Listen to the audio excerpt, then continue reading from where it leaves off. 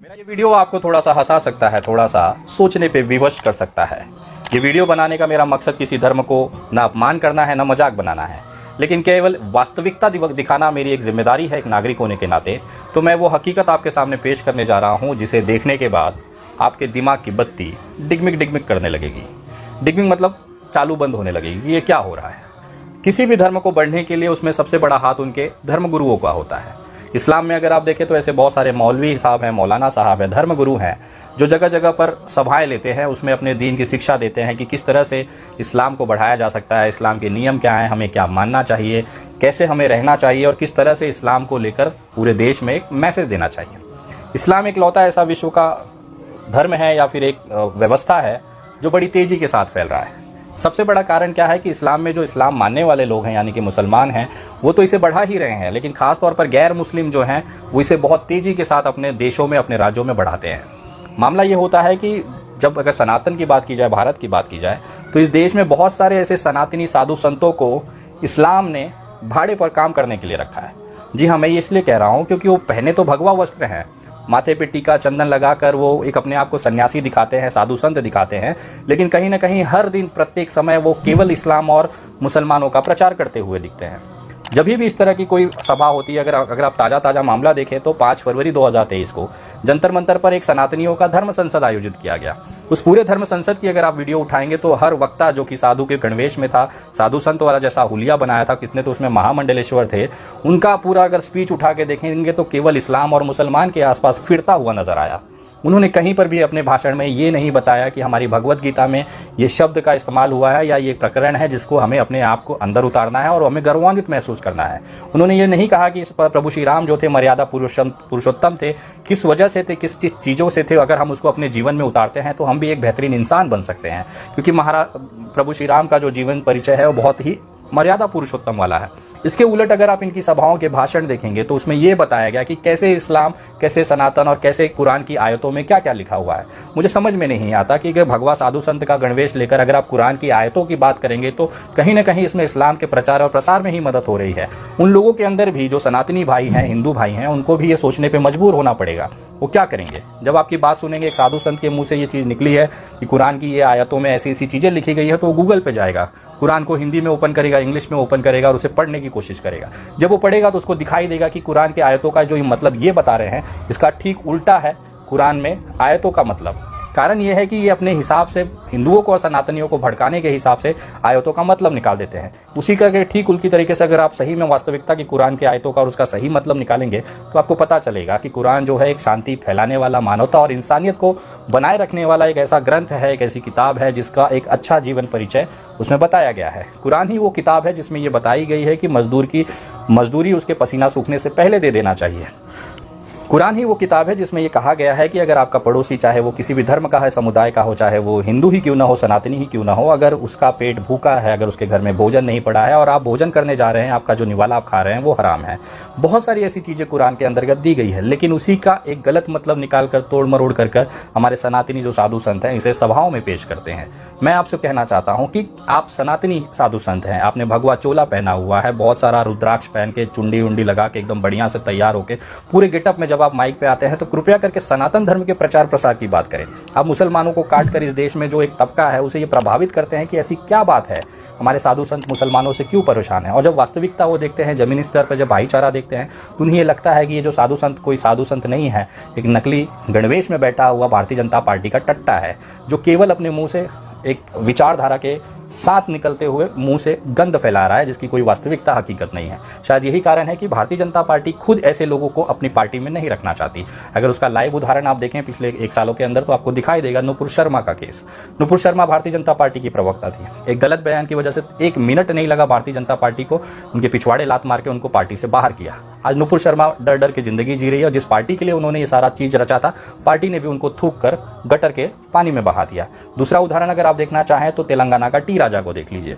उन्होंने भी बहुत बढ़ चढ़ कर बहुत सारी बकचोदी समाज में और सोशल मीडिया पे फैलाई, लेकिन क्या हुआ, भारतीय जनता पार्टी ने ऐसे कुत्ते के पीछे लात मारकर उनको भी गटर में फेंक दिया।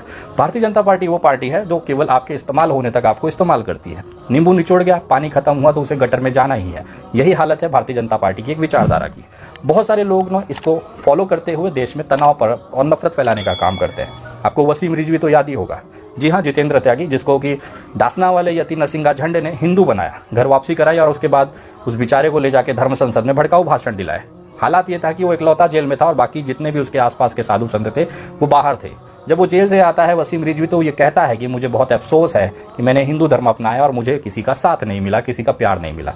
मिलेगा भी कैसे जब हम अपने ही समाज के सनातनियों को सम्मान नहीं दे पाते। तो तू 2 टके का बढ़वा बाहर से आकर, इस्लाम से आकर हिंदू धर्म अपना के तुझे सोचेगा कि तुझे सम्मान मिल जाएगा।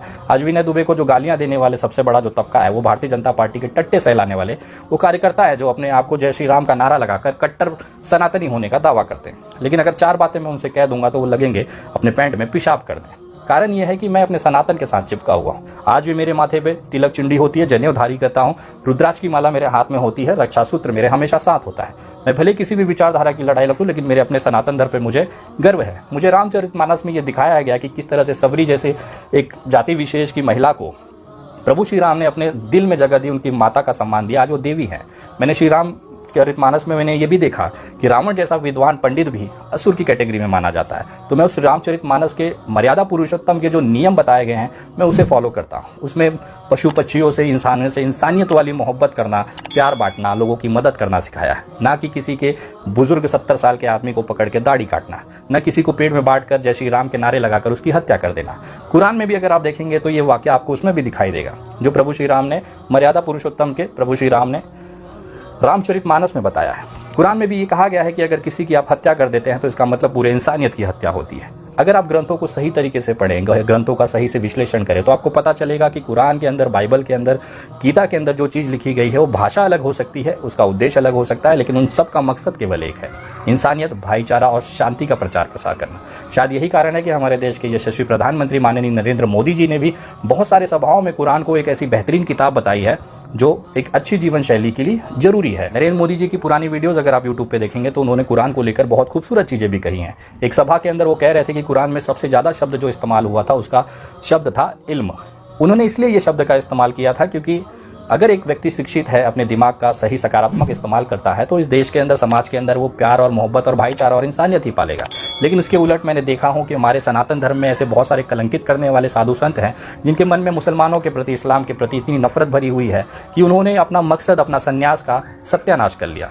एक साधु संत, एक सन्यासी वो होता है जो अपने प्रभु के भक्ति में लीन होता है। उसे दुनियादारी, लोभ, माया, लाभ, लालच से कोई मतलब नहीं होता। लेकिन इसके उलट वो केवल अपनी राजनीतिक महत्वाकांक्षा और सोशल मीडिया पे थोड़ा सा व्यू और थोड़े से पैसों के चक्कर में वो अपने सन्यासी, अपने चोले को, अपने भगवा कलर को अपमानित कर देता है।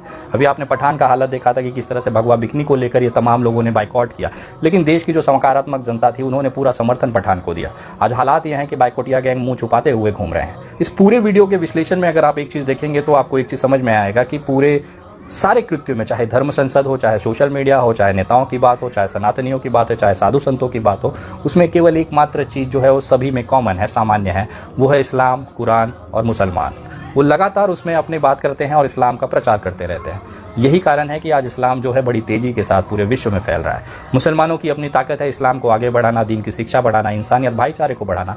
उसी साथ में जो गैर मुस्लिम है, जैसे सनातनी भाई हो गए, बाहर कंट्रियों में अगर आप चले जाएंगे तो यहूदी हैं, ये तमाम जो लोग हैं ये पूरी तरीके से इस्लाम का प्रचार करने में लगे हैं। शायद यही कारण है कि फुटबॉल वर्ल्ड के और बड़े बड़े जो बॉलीवुड सेलिब्रिटीज़ हैं या हॉलीवुड सेलिब्रिटीज़ हैं वो हर साल कोई ना कोई इस्लाम धर्म को कबूल कर लेता है। उनको दिखता है कि नहीं, ये बहुत बेहतरीन कौम है या बेहतरीन एक धर्म है जिसको लेकर आगे जीवन जिया जा सकता है। तो यही कारण है कि इस्लाम की जो तेज़ी से बरकत हुई है उसके पीछे सबसे बड़ा जो योगदान है वो मुसलमान और इस्लाम का तो है ही, उसके साथ साथ गैर मुस्लिम लोगों का भी है। भारत में ये हालत आपको धर्म संसदों में देखने को मिल जाएगी। ये वो विश्लेषण है जिसको बहुत कम लोग वास्तविकता से जोड़ पाते हैं। हकीकत है ये, इसे आप मुंह नहीं मोड़ सकते। अगर आज इस्लाम को बढ़ाने में सबसे ज़्यादा योगदान मैं कहूँ तो डासना वाले यति नरसिंगा और उनके तमाम उस तरह के नकली जो संत हैं, ऐसे लोगों का हाथ है। लोगों के अंदर एक भावनाएं उन्होंने पैदा की, ये जानने की उत्सुकता पैदा की। जिनको नहीं भी पता था वो भी कुरान की जो आयतें हैं उसे खोजने लगा, पढ़ने लगा। तो कहीं ना कहीं उनको समझ में आया कि ये लोग जो बोल रहे हैं वो खुला झूठ है। वास्तविकता में कुरान में ऐसी कोई चीज़ें नहीं है। जिहाद का मतलब होता है अपने अंदर के बैठे हुए गलत चीज़ों को मार देना, लेकिन उस जिहाद को जिहादी दिखाकर एक आतंकवाद से जोड़ दिया गया। बहुत सारे मैंने बीजेपी के प्रवक्ताओं को ये बोलते हुए देखा कि आतंकवाद का कोई धर्म नहीं होता, लेकिन हर आतंकवादी मुसलमान और इस्लाम से ही क्यों जुड़ा होता है। ये गलत बात है मेरे भाई। भारत का जो पहला आतंकवादी था वो था नाथूराम गोडसे। उसने अपनी नुन्नी नहीं कटवाई थी, खतना नहीं करवाया था, वो मुसलमान नहीं था, वो सनातनी था। वो सनातनी था जो जिसने देश के बापू महात्मा गांधी की हत्या की। हमारे भारत के ऊपर जो सबसे बड़ा कलंक आतंकवादी घटना का लगा है वो नाथूराम गोडसे के नाम है। मैं बताना चाहूँगा ये वही नाथूराम गोडसे है जिसको भारत का पहला आतंकवादी कहा गया है, और ये मुस्लिम नहीं है। तो ये जो विचारधारा है कि केवल मुसलमान ही आतंकवाद फैलाता है, ये बात गलत है। मालेगांव में भी जो बम ब्लास्ट हुआ था उसमें जो आरोपी पकड़े गए थे उसमें अधिकतर जो लोग थे वो सनातनी ही थे। तो ऐसा नहीं कहा जा सकता है कि इस तरह की घटनाएं केवल मुसलमान ही करता है। हमारे हर समाज में कोई ना कोई गंदगी के ऐसे लोग, विचारधारा के लोग होते हैं। इसका मतलब ये नहीं है कि उस पूरी कौम और पूरे धर्म को ही हम गलत करके कटघरे में खड़ा कर दें। बलात्कार अगर किसी ने किया है तो उस व्यक्ति ने किया है, ना कि उसके धर्म में। अगर एक व्यक्ति के क्रिए हुए एक व्यक्ति के आतंकवादी हमले से अगर किसी को अगर आप पूरे धर्म को जोड़ देंगे तो चिन्मयानंद जैसा इंसान भी बलात्कारी है। इसका मतलब पूरा सनातनी जितने हैं वो बलात्कारी नहीं है। यही फ़र्क होता है सोच और विचारधारा की। मैं लगातार कोशिश करता हूं कि जो इंसानियत और मानवता है उसे देश में फैलाया जाए। देश की एकता, अखंडता, भारत विविधता में एकता का देश है, लोकतांत्रिक पद्धति से चलने वाला देश है। यहाँ पे हर विचारधारा, हर धर्मों का उतना ही सम्मान है जितना मेरे धर्म का है। मेरा सनातन ये नहीं करता कि दूसरे धर्मों को अपमान कराओ। मेरा सनातन ये कहता है कि अपने धर्म पे अभिमान करो और दूसरे धर्म का सम्मान करो। शायद यही फ़र्क है उन लोगों में जो आज भी गटर के अंदर बिलबिला रहे हैं। 150 से 200 रुपये पर दिन की कमाई करने वाले घर का आटा नहीं ला पा रहे, और उसके उलट मोहब्बत बांटने वाले, इंसानियत की बात करने वाला विनय दुबे आज जगुआर में घूम रहा है। अगले 2 हफ्तों के बाद BMW Z4 में घूमेगा, मर्सिडीज SLK में घूमेगा। कारण यह है कि ऊपर वाला देखता है कि आप इंसानियत, अगर मानवता और जिस तरह से उन्होंने बताए हुए सिद्धांतों पर चलता है तो बरकत अपने आप मिलती है। उसके उलट आप जहर उगलते रहिए। वसीम रिजवी, यतीन नरसिंहानंद और तमाम उन जैसे लोग हैं जो इस देश में नफरत फैला रहे हैं, आज उनकी हालत देख लीजिए। उन्हें नींद भी लेने के लिए नींद की गोलियां खानी पड़ती है, और उसके उलट विनय दुबे AC रूम में आराम से बिंदास पूरी नींद लेता है, अपनी बात बेबाकी के साथ रखता है और देश के अंदर मोहब्बत और भाईचारे का प्रचार प्रसार करता है। यही फ़र्क है नफरत और मोहब्बत में। ये वीडियो आपको कैसी लगी ज़रूर कमेंट करके बताएं। अच्छी लगी हो तो वीडियो शेयर करके देश के तमाम लोगों तक ये बात पहुंचाएं ताकि देश की असली हकीकत उन तक पहुंच सके। अगली वीडियो बहुत जल्द, तब तक जय हिंद, जय